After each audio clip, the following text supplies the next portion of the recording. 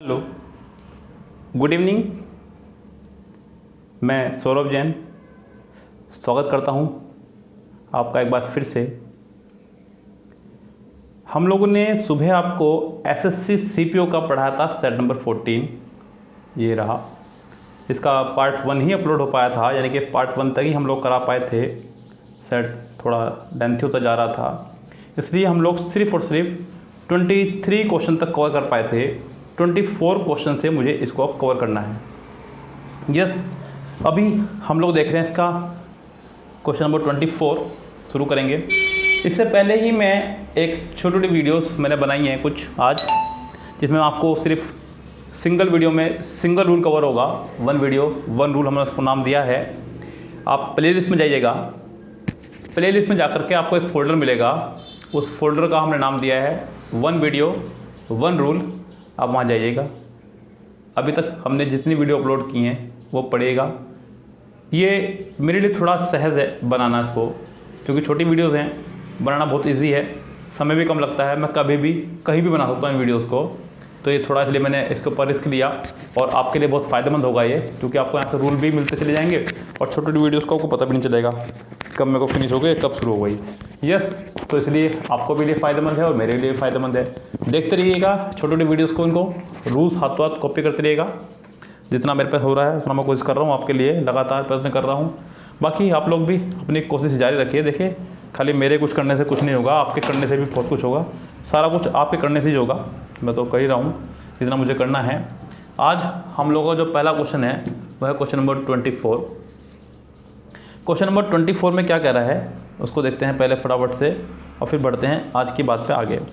कह रहा है कि select the most appropriate words to fill in the blanks. इस ब्लैंक को फिल करने के लिए आपको मोस्ट अप्रोप्रिएट वर्ड ढूंढना है, वो कौन सा होगा। कह रहा है कि although many western cultures are moving towards. बहुत सारे वेस्टर्न कल्चर्स आगे को बढ़ते आ रहे हैं। मोर डैश लेस हायरार्चिकल ऑर्गेनाइजेशन। हायरार्चिकल मतलब ऐसा कोई जो वंशानुगत कोई चीज़ चलती आ रही हो उसे बोलते हैं हायरार्चिकल। पद में एवं अधिकार के आधार में विभाजित होना, ऐसे।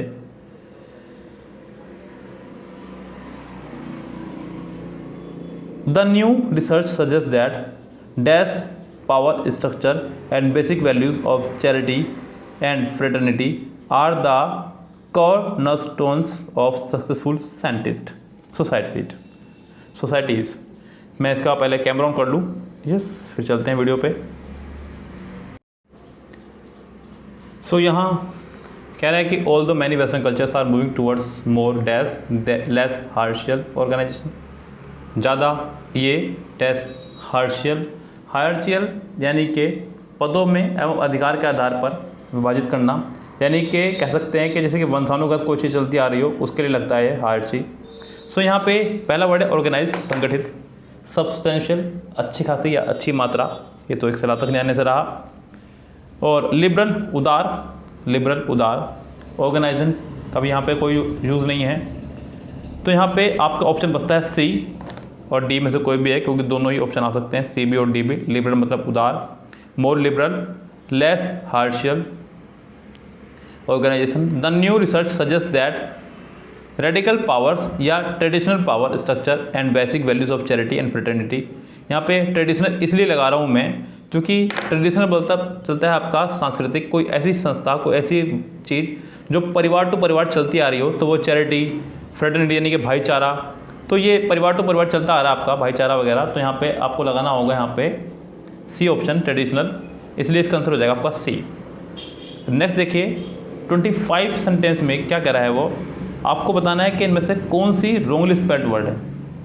वर्ड है आपका पहला रेनफोर्समेंट मतलब सुदृढ़ीकरण किसी चीज़ का। उससे अगला वर्ड है रिमेम्बरेंस, ये भी ठीक है, याद करना किसी को। नेक्स्ट है आपका राइम्बर्समेंट, ये आपका यहाँ पे रॉन्ग है, REIMBURSEMENT, यहाँ पे SS 2 बार नहीं आएगा। इसका मतलब होता है भरपाई करने वाला भुगतान। और रिफ्लेक्शन फिजिक्स से लिया गया वर्ड है, ये भी ठीक है। तो इसका आंसर हो जाएगा आपका सी फिलहाल। नेक्स्ट पे चलते हैं। नेक्स्ट है आपका 26 वोकेबलरी बेस्ड है।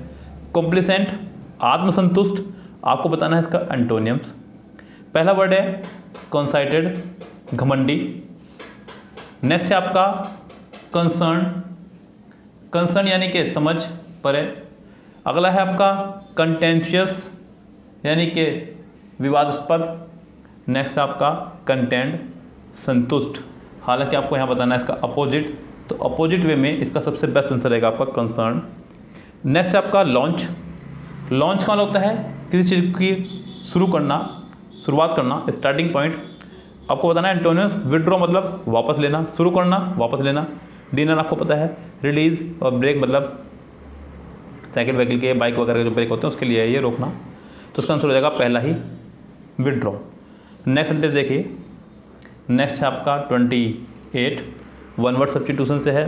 टू शो और स्टेट दैट समवन और something is not guilty of something, यानी कि किसी को किसी चीज़ के लिए कोई अपराधी वगैरह ना स्वीकार करना, यानी कि उसको मुक्त कर देना किसी चीज़ से। तो पहला वर्ड है आपका स्केप। स्केप कौन होता है? भाग जाना। क्या होता है स्केप का मतलब? भाग जाना। अगला है पार्डन, क्षमा करना। चार्ज, आरोप लगाना। विंडिकेट, दोष मुक्त करना या वैध ठहराना या निर्दोष ठहराना। इसका आंसर विंडिकेट ही हो जाएगा। नेक्स्ट है आपका 29, एल्यूजिव। जो कोशिश करने पर भी पकड़ में ना आए उसे बोलते हैं एल्यूजिव। पहला है डिस्टोर्टेड वर्ड। डिस्टोर्टेड मतलब विकृत। नेक्स्ट है आपका रॉन्ग, गलत। इंटेंजिबल, इंटेंजिबल मतलब कोई ऐसी चीज़ जिसे देखा ना जा सके, तो यानी कि स्पर्श ना किया जा सके, यानी कि आपका सी आंसर हो जाएगा इसका। नेक्स्ट है आपका रिफाइंड। रिफाइंड कौन होता है? सभ्य, सुव्यवस्थित। तो इसका आंसर हो जाएगा आपका सी, इंटेंजिबल। क्या हो जाएगा इसका आंसर? इंटेंजिबल, यानी कि सी आंसर हो जाएगा। नेक्स्ट है आपका यहाँ अंडरलाइन पार्ट आपको बताना है। ये एक इडियम है, get down to brass tacks, यानी कि सीधे मुद्दे या सबसे महत्वपूर्ण बात पर आना। सीधे मुद्दे पर आना या सबसे महत्वपूर्ण बात पर आना। Start talking up the most important fact of a situation. Yes, हो सकता है। Became angry about something that is not done. कोई ऐसी चीज़ के लिए गुस्सा हो जाना जो आपने या किसी और ने किया ही नहीं है। Come back to the tracks and start again, अपने ट्रैक्स पर वापस आ जाना और फिर शुरू करना। Examine the tacks use to affix a notice. Examine, निरीक्षण करना किसी चीज़ का। तो यहाँ पे इसका आंसर हो जाएगा पहला ही।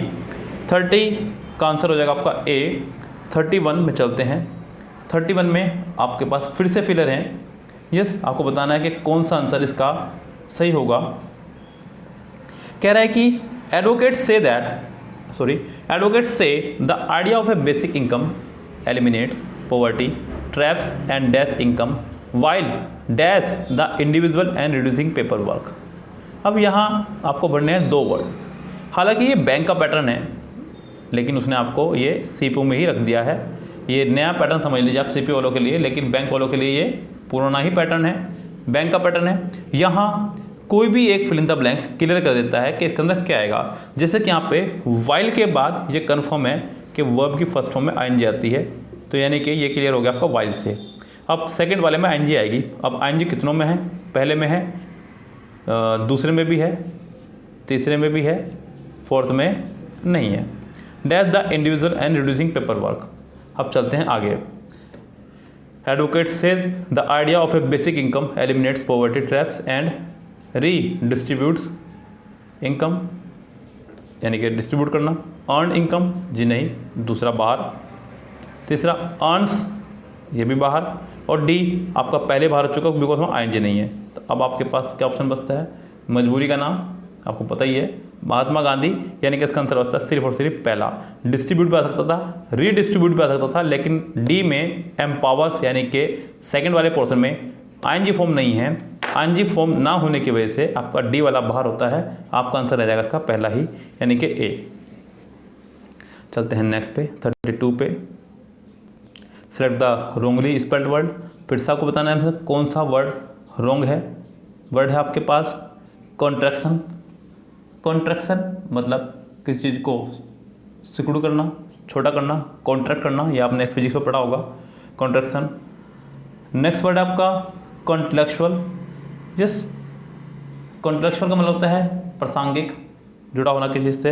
अगला है कंसीवेबल, ये ही आपका यहाँ पे रॉन्ग लग रहा है मुझे, क्योंकि स्पेलिंग में यहाँ पे CONCEIVABLE ना कि CIE, यहाँ ये स्पेलिंग में मिस्टेक की गई है। इसका आंसर हो जाएगा आपका C। फिलहाल इसका आंसर है आपका C। चलते हैं नेक्स्ट पे। नेक्स्ट है आपका ग्रामेटिकल एरर बतानी है। Last year the UK saw its first child diagnosed with internet addiction। Last year the UK saw its, यहाँ पे लास्ट ईयर के साथ में सेकंड फॉर्म लगाना बिल्कुल ठीक है, जायज़ है, लेकिन यहाँ पे इट्स कॉन्ट्रैक्शन को आपको इट्स करना होगा, बिकॉज इसका मतलब होता है इट इज़, जो कि रॉन्ग हो जाएगा। यहाँ पे आपको पॉजेसिव की जरूरत थी, इट्स फर्स्ट चाइल्ड डायग्नोज्ड, तो इसका आंसर यहाँ पे इट्स वाले पार्ट में गलती हो जाएगी, यानी कि इसका आंसर हो जाएगा आपका C। नेक्स्ट पे चलिए, नेक्स्ट क्या कह रहा है आपका, select the most appropriate word for the group of words given. The science and art of growing fruits, vegetable, flowers और ऑर्नामेंटल प्लांट्स, यानी कि पेड़ पौधों फूल वगैरह के बारे में अध्ययन करना। अभी देखते हैं ऑप्शंस। पहला ऑप्शन आपका एग्रीकल्चर, खेती करना।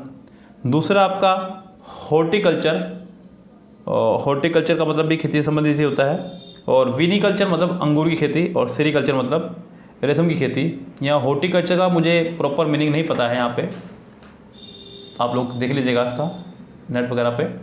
यहाँ पे ऑप्शन है हमारे पास, अगला है विनीकल्चर, सॉरी अंगूर की खेती, यस, और उससे अगला है आपका सेरीकल्चर, रेशम की खेती। यहाँ पे इसका आंसर हो जाएगा हॉर्टिकल्चर ही, फिर इसका आंसर ये होगा, यानी कि सब्जी, फल, फूल, सब चीज़ों को उगाने वाला हॉर्टिकल्चर होगा इसका आंसर। नेक्स्ट देखिए, आपको बताना है कि सेंटेंस के किस पार्ट में है error. 35 sentence. Tesla design system for sending electricity over the air through a series of enormous tower. Tesla designed, यहाँ पे सिस्टम एक नाउन है और उसके बाद लगा हुआ है प्रपोजिशन। प्रपोजिशन से पहले अगर कोई नाउन हो तो आपको उससे पहले आर्टिकल या तो दा लगाइए, ज़्यादा अच्छा रहेगा, फिर अ से भी काम चल जाएगा।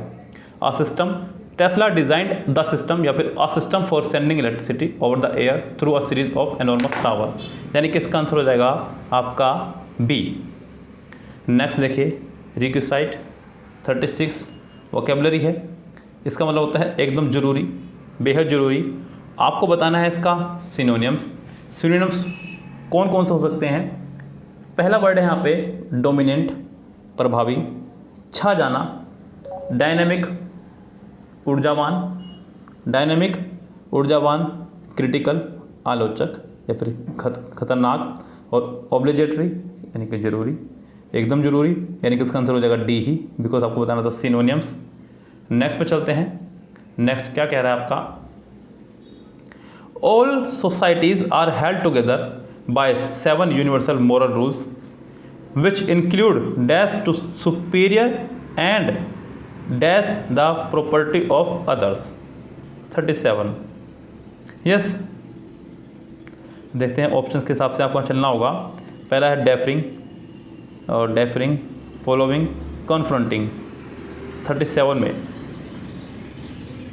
देखिए यहाँ पे डेफरिंग पहले में दिया गया आपको ऑप्शन में, यहाँ पे फॉलो के बाद पहला जो सी ऑप्शन है फॉलो, फॉलो के बाद में टू नहीं आएगा, ये कन्फर्म है, तो इसलिए आपका सी रेस से बाहर हुआ, ये याद रखें आप। यस, क्योंकि फॉलो आया है इसलिए यहाँ पे सी नहीं आएगा, ये ध्यान रखें। नेक्स्ट आपका कॉन्फर्मिंग, डेफरिंग और डेफरिंग। यहाँ पे जो मेन लग रहा है वो डेफरिंग है। डेफरिंग का मतलब होता है किसी के विचार को मनाना, यस, मनाना किसी को, और फॉलो का मतलब भी होता है मनाना, लेकिन फॉलो के साथ टू नहीं आएगा इसलिए इससे बाहर हुआ, तो यानी कि तो कन्फर्म है कि या तो इसका आंसर ए है या बी। अब चलते हैं नेक्स्ट पेज के। Moral rules which include dash, which include deferring to superior and dash the property of others. Next में ज़्यादा अच्छा रहेगा कि आप यहाँ पे गार्डिंग तो होता है सुरक्षा देना, तो सुरक्षा देने की तो यहाँ पे जरूरत नहीं है, या फिर हो सकता है, और रिस्पेक्टिंग भी सही लग रहा है। वैसे गार्डिंग भी सही हो सकता है, गार्डिंग मतलब सुरक्षा देना किसी को, लेकिन रिस्पेक्टिंग ज़्यादा अच्छा रहेगा। यस, इसका आंसर आप ए लगाइए, रिस्पेक्टिंग। यस गार्डिंग रहने दीजिएगा। 37 का ए आंसर हो जाएगा। अगला है आपका 38, आपको बताना है कि इसमें से कौन सा वर्ड रॉन्ग है। पहला है इंक्विजिटिव, उत्सुक। उससे अगला है इनहेरेंट, निर्हित या जन्मजात। उससे अगला है इंस्टीट्यूशनल, इंस्टीट्यूशनल, ध्यान सुन लीजिएगा, यही आपका यहाँ पे गलत है, इंस्टीट्यूशनल। ओह सॉरी, माफ़ी चाहूँगा, यहाँ मैंने खुद ही मिस्टेक कर दी। INSTITUTIONL, institutional. यहाँ पे सी स्पेलिंग गलत होगी। उससे अगला वाला है इन्विटेशन, जो कि ठीक है। नेक्स्ट देखिए 39 sentence, the idea of a basic income as a replacement for means stated dash payment has its share of supporters on both the left and the right of the political support range zone spectrum. यहाँ पे second वाले के साथ में आपको spectrum लगाना होगा और इसकी वजह से आपका आंसर हो जाएगा आपका डी, यानी कि एक भी अगर बचल गया तो दूसरा आपका अपना आप क्लियर हो जाएगा। स्पेक्ट्रम मतलब विस्तार या अवधारणा, यानी कि इसका आंसर हो जाएगा आपका डी फिलहाल को देखते हुए। यस, चलते हैं नेक्स्ट पे, सेंटेंस नंबर 40 पे कह रहा है कि doing short burst of high intensity exercise can be most effective to weight loss than moderate workout. Underline part देखना है।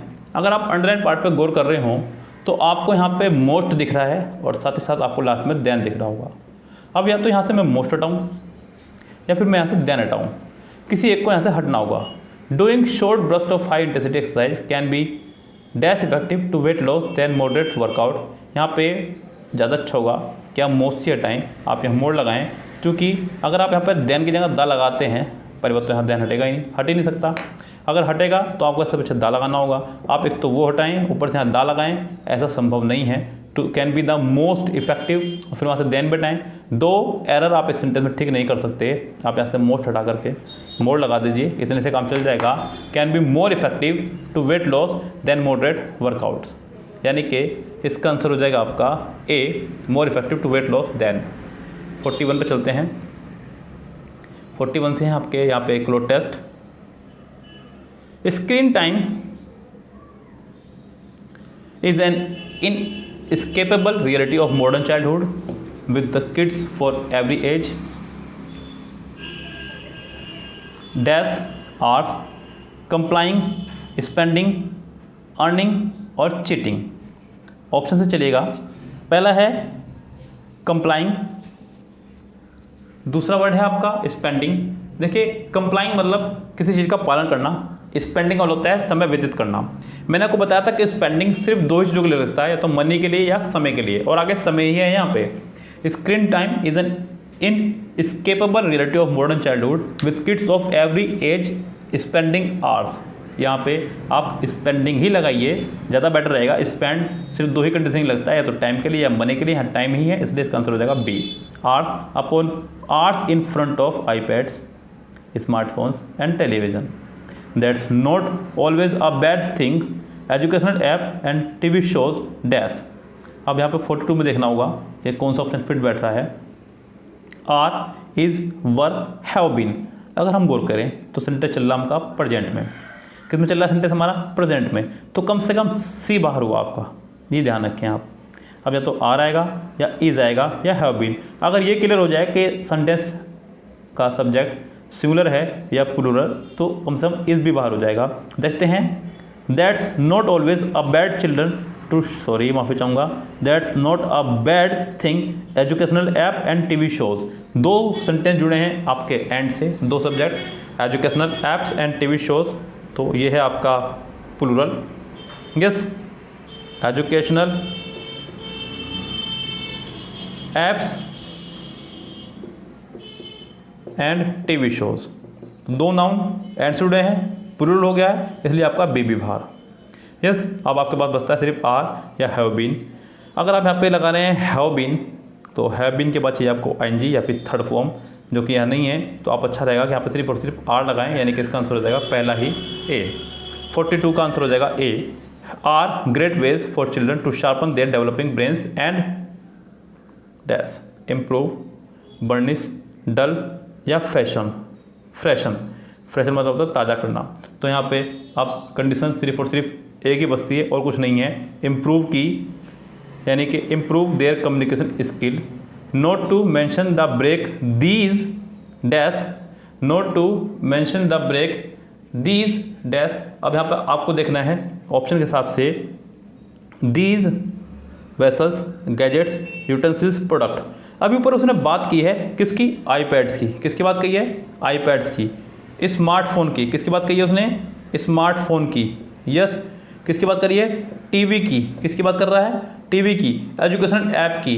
अब ये सब चीज़ें आपको क्या लग रहा है, ये सब चीज़ें आपकी वेसल्स बर्तन हैं, यूटेंसिल्स बर्तन हैं, प्रोडक्ट हैं या गैजेट्स हैं। साइंटिफिक के लिए, इसके लिए आएगा आपका गैजेट्स। तो ये सब चीज़ें गैजेट्स हैं, इसका आंसर हो जाएगा आपका B, correct. Gadgets provide to harried parents but tread carefully a number of troubling studies connect delayed cognitive dash in kids with extended exposure to electronic media. यहाँ पे increment, improvement, progress, change, cognitive, progress. Cognitive मतलब, cognitive का मतलब होता है यहाँ पे जो वर्ड आया COGNITIVE, सीखने संबंधी, सीखने संबंधी प्रोग्रेस। तो यहाँ पे आपका आंसर हो जाएगा उसका प्रोग्रेस। 45 का आंसर हो जाएगा आपका सी। तो ये था आपका क्लोज टेस्ट। पूरे क्लोज टेस्ट के आंसर एक बार फिर से देख लीजिएगा। पहले में लगाया बी, दूसरे में लगाया ए, तीसरे में लगाया ए, फोर्थ में लगाया बी, फिफ्थ में लगाया सी। BAABC ये इसके आंसर है। चलते हैं नेक्स्ट पे। नेक्स्ट है आपका वन वर्ड सब्स्टिट्यूशन से।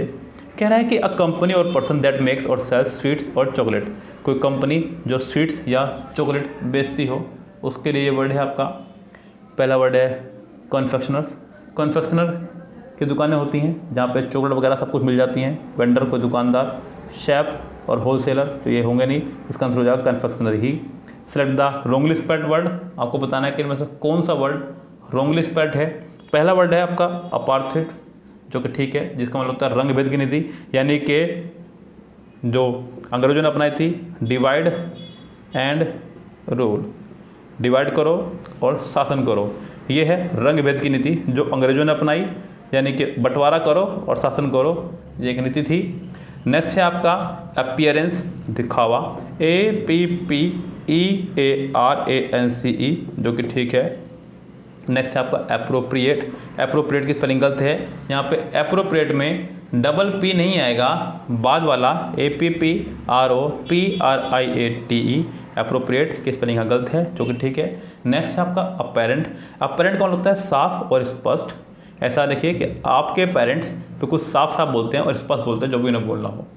नेक्स्ट है आपका एक्सपेंशन। एक्सपेंशन बना एक्सपेंड से, यानी कि किसी चीज़ का विस्तार करना या फैलाना। विस्तार करना या फैलाना। आपको बताना है इसका एंटोनिम्स। पहला है कंप्लेंट, शिकायत। उससे अगला है कॉन्स्ट्रेंट, बाधा। अगला है कॉन्ट्रैक्शन। कॉन्ट्रैक्शन होता है छोटा करना किसी चीज़ को, CONTRACTION। अभी थोड़ी देर पहले एक क्वेश्चन आया था, मैंने इट्स की जगह इट इज़ किया था, इट्स किया था, तो ये कॉन्ट्रैक्शन ही है इट इज़ की। इट इज़ को छोटा करके इट्स लिखते हैं, इसे बोलते हैं कॉन्ट्रैक्शन फॉर्म। तो इसका आंसर हो जाएगा कॉन्ट्रैक्शन ही। यस। उससे अगला वर्ड है कॉन्स्ट्रिक्शंस, यानी कि दबाव होना किसी चीज़ का, यानी कि डी का आंसर है। डी का मीनिंग है दबाव होना, तो इसका आंसर हो जाएगा ए। अगला है इवासिव। इवासिव बहुत प्यारा वर्ड। इवासिव का मतलब होता है जो अपनी बातों को स्पष्ट जवाब को टाले, यानी कि टाल मटोल करना। क्या होता है? टाल मटोल करना। याद रखें, ईवा शिव की बातों को टाल मटोल कर रही है, ऐसे याद रखें। पहला है फ्रैंक, बिल्कुल साफ साफ बोल देना। नेक्स्ट है एब्यूजिव, गाली गलौज से बोलना। ओपैक, अपारदर्शी। और स्लिपरी यानी फिसलना। अस्थिर, जो पकड़ में ना आए, तो इसका आंसर हो जाएगा पहला ही फ्रैंक। नेक्स्ट है आपको बताना है कि किस पार्ट में यहाँ ग्रामेटिकली मिस्टेक है। The World Health Organisation were classified internet gaming as an official mental health disorder. The World Health Organisation were classified internet gaming. यहाँ पे WHO as a doer subject है, ना कि रिसीवर। डूअर सब्जेक्ट होने की वजह से सेंटेंस पैसिव नहीं बन सकता, इसका मतलब दिया हुआ पोर्शन गलत है, क्योंकि बी की फैमिली के साथ अगर थर्ड फॉर्म है तो समझो सेंटेंस पैसिव है। क्या सेंटेंस आपका पैसिव है, दिया हुआ गलत है। अब अगर आप लगाएं ए तो वो तो बेकार ही हो गया, क्योंकि जब गलत है तो नो सब्स्टिट्यूशन रिक्वायर्ड की तो बात ही खत्म हो गई। सेकंड ऑप्शन में वो भी नहीं आई है कहीं भी, बिना वर्ब के ये तो क्या दुनिया में कोई भी सेंटेंस नहीं बन सकता, भले WHO बहुत बड़ा डिपार्टमेंट हो अपने आप में। नेक्स्ट है आपका हैज़, और डी में फिर से वर्ब नहीं आई है तो डी भी बाहर। अब आपके पास सिर्फ और सिर्फ बचता है सी आंसर, इसका ऑप्शन होगा सी ही, सी इसका करेक्ट आंसर होगा। तो ये था आपका SSC CPO का set number 14 from MB book 2018 से। यस, पार्ट 2 24 to 50 क्वेश्चन हमने इसके अंदर सोल्व कराए। जितना बेहतर हो रहा है उतना बेहतर और ज़्यादा से ज़्यादा हम देने की कोशिश कर रहे हैं। आपको कोशिश कर रहा हूँ कि आपका एग्ज़ाम क्लियर हो, आप लोग लगातार अध्ययनरत रहे, कॉपी करते रहें सभी रूल्स को, नोट्स कॉपी करते रहें, कुछ भी ना छोड़ें, क्योंकि आपके लिए कुछ भी छोड़ना ऐसे हो जाएगा जैसे कि एग्ज़ाम से आप अपने कदम पीछे हटा रहे हैं। यस, जो लोग वीडियो से जुड़े हुए हैं लगातार जुड़े रहे हैं, बहुत ज़बरदस्त बहुत बेहतरीन तैयारी के साथ में आपके साथ जुड़ा रहूँगा। यस, आपको सिलेक्शन दिलवा के ही दम लूँगा। अभी लॉकडाउन लगा हुआ है, आना नहीं लीजिए मेरी वीडियोस का। लॉकडाउन खुलने के बाद में कुछ वीडियोस कम हो जाएंगी, ये ध्यान रखें आप। इसलिए मैं पहले बोल रहा हूँ कि आप फटाफट कोर्स निपटा लीजिए, मैं तेज़ी से कोर्स निपटा दूंगा। वीडियो कम होने का मतलब ये नहीं कि मैं पढ़ाना बंद कर दूँगा, अपना कोर्स पहले निपटा चुका हूँगा, बस MB की बुक में कंटिन्यू चला कर रखूँगा सुबह और शाम, और हो सकता है बाकी देखे जाएगा जो भी होगा। क्या पता मैं बैच पढ़ाते जो पढ़ा रहा हूँ उसी की वीडियो बना लूँ, और भी बेहतर मिल सकता है आपको। तो फिलहाल चलते हैं, मिलते हैं आपसे नेक्स्ट वीडियो के साथ में कल सुबह 8 बजे। फिलहाल इस वीडियो को कर दीजिए शेयर दबा करके। गुड बाय, सी टुमारो, शब खैर, गुड नाइट।